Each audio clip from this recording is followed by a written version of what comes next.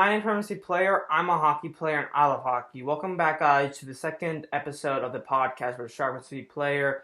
So in this podcast, we talk about hockey. I'm trying to do a video weekly, so if you're driving to work, it would be cool if you listen to this podcast. If you're, I don't know, just if you're like going somewhere and you want to kill the time, put my podcast, and make you kill time. So what are we talking? Here are the topics we're gonna be talking for today. Before you get going, though, smash the like button, subscribe.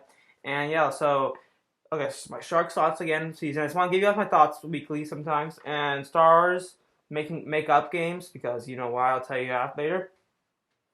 Trevor Zegras' first NHL game. Lafrenière maybe could be a bust possibly, even though, guys, it's his first year. We can't say for sure. It's just trying to make like, ooh, maybe, thing like that. And Crosby 1,000 games. Stars not winning, and New York Rangers and New Jersey Devils and I think New York Islanders opening up attendance for fans. Very surprising. So let's first talk about Sharks thoughts. So a little game review, I guess I could say. I usually do a video, but I'm doing a podcast for this one. The one versus the Minnesota Wild. I mean,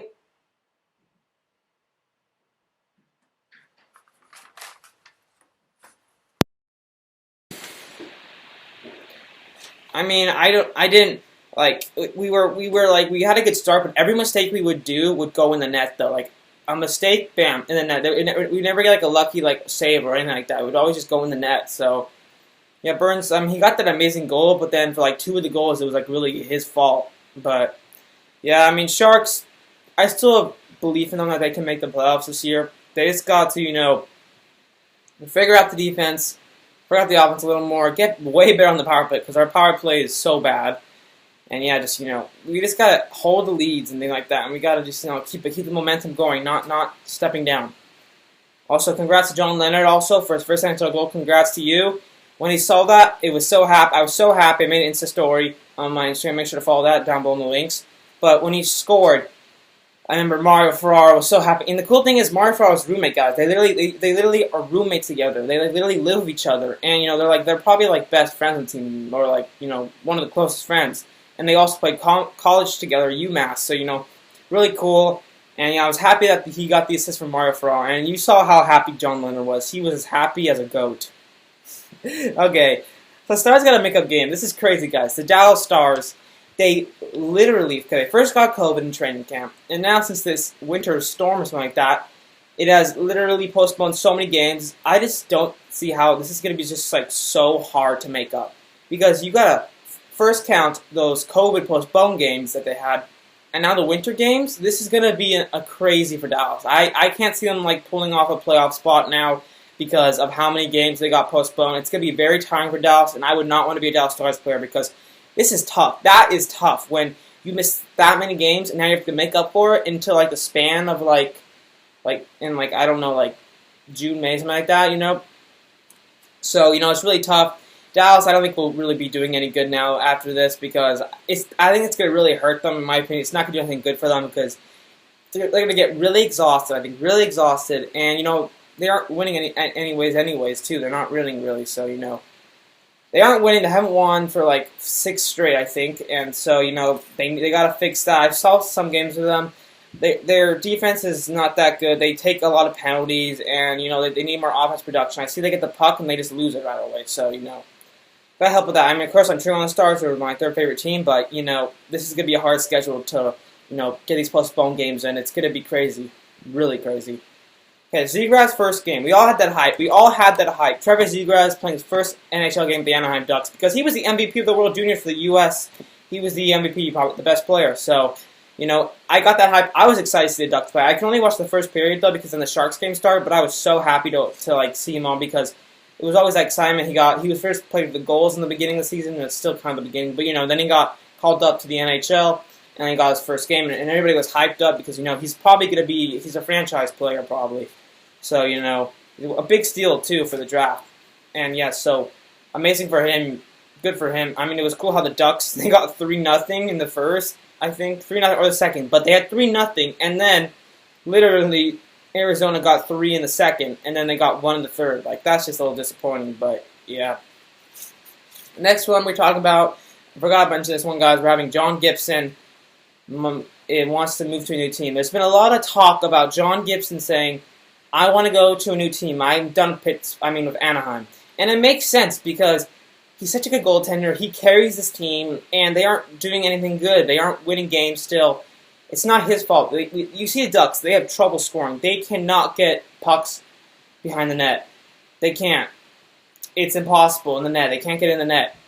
It's just impossible for the Ducks. They don't have great offense. Their defense is okay. It's not great. So there's one thing that he would really love to go to, and he wants to go to Pittsburgh because that's where he's from. He's a Pittsburgh kid, and you see on his helmets it says like Pittsburgh. So I think he really wants to go to Pittsburgh. I don't know if he's going to go to Pittsburgh. It could be possible though because assuming like all like the Pens goaltending issues. Lafrenière now. We're talking about that guy now. Lafrenière, he hasn't had a great season so far. A very disappointing start. But we can't, of course, this is just, I'm thinking like, but Lafrenière is so far a bust. But we can't say that yet. It's literally only the first season. I think we can declare that once it's like the third year or fourth year. Because you look at Jack Hughes. He literally was kind of a bust for the first year. But then now look at him. He's playing amazing hockey with the New Jersey Devils. So, congrats to him. But, yeah, we can't say he's a disappointing star right now, but, of course, we all hope him the best. Okay, guys, now we got Crosby 1,000 games. It was cool if Crosby getting us 1,000 games, because during warm-up, they literally all were 87. I was like, what? They're that dedicated to that? That's pretty sick. Pretty sick. Okay, guys, now what I'm going to talk about now is Nico Hischier named captain of the New Jersey Devils. So, I was actually kind of surprised to be Nico Hischier, because he's so young. Personally, in my opinion, I wouldn't have done Nico Hischier. I would have done like Paul and Mary, something like that. Because in my opinion, I don't really like it when people like name captains really youngly because they're not that experienced. They can't lead the team. Imagine like talking to like a 39-year-old, be like, okay, do this, but you're like 23. I'm still happy though. I'm happy he's captain because he's Swiss and I'm Swiss, so I'm proud it's him though. I'm still happy it's him. But if I was a coach, I wouldn't have chosen him because I usually would choose maybe an older player, Paul Mary, I think. But I'm happy with Nico Hischier because he's Swiss and all that, and I really like him. So, congrats to him, though. So, New York Rangers are, no joke, having fans in the arena. This is crazy stuff. New York's been one of the most careful states in America, and now they're got fans in the arena. New York Rangers, I heard, and New Jersey Devils. I think the New York Islanders are, but I didn't see it on Instagram, but I think they are.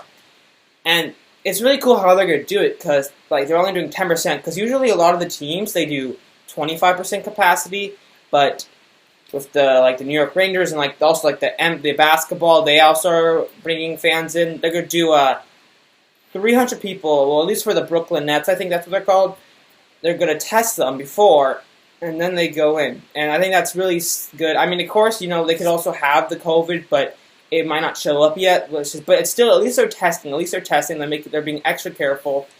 And it's just, when I saw it, I was blown up because who would expect New York? I did not expect New York, guys. I would not expect New York. It would be like California. I wouldn't expect those teams. But we'll see how it goes. They want to get the economy up, but let's just see what happens. I don't know. Let's just see, But the new thing also I want to talk about, guys, is this new Marsblade Skates. This is not about hockey. Just a little bit about me training this quickly. So I got these Mars Skates. They're basically they're called Marsblade. They're basically rollerblades that are simulation, kind of like ice skating. They feel just like ice skating because they have this sort of material on it. And by the way, this is not sponsored at all, but it's really cool because I can now go skating in the neighborhood without having to go on the ice. Because I haven't been on the ice since March, guys, because of the pandemic and all that. But now I can basically go ice skating all the time on the concrete. So it's really cool, guys. I'm loving it so far. It's so worth it. But I'm really happy to get that, guys. You guys, if you guys are those kind of players where you miss going on the ice, Marsblade's definitely a key. But yeah, not sponsored though, by the way, not sponsored. Also, troubles in Buffalo. Now, Buffalo, has been very unsuccessful this season. You also can't blame them though because of that COVID they had, but still, you expect more now because I mean it's been such a long time since they made the playoffs. They're the longest team that hasn't made the playoffs. They've been like 10, I think, 9 years, like that, 11 years. I think it's 10 years, but crazy stuff, crazy stuff. I mean, they got Jack Eichel, who's a franchise player, and still just like the team can't get success. They can't be successful, and they got Jeff Skinner, who they overpaid way too much, and he was basically a healthy scratch, I think, last game. Yeah, it's not the game he's playing today though, but he was basically a healthy scratch, and he's only gotten like 1 point, so he's a total bust for this contract. He's like an Erik Karlsson on basically the contract, but even worse. So you're lucky you don't have him. You regret that, but it makes sense when they did sign him at the time because he had that amazing season with Buffalo. So it makes sense still, but the way he's playing now, it's absolute like, oh, I regret that so much, And yeah, I feel bad for Buffalo because I really wanted them to do good. I had them at number 8 spot, and they might get to number 8. So it's just, Buffalo, they've just been having trouble. I really feel bad for Jack Eichel. Do I think Jack Eichel will get traded, though? I don't know. He will. I don't think he'll stay Buffalo for his whole career, though. I'll tell you that, though. I don't think he'll play with the Buffalo Sabres for his whole career. I think he definitely will play for a different team at least once. But thank you guys so much for watching this podcast, episode 2, and I look forward to see you guys in the next one. Bye, guys.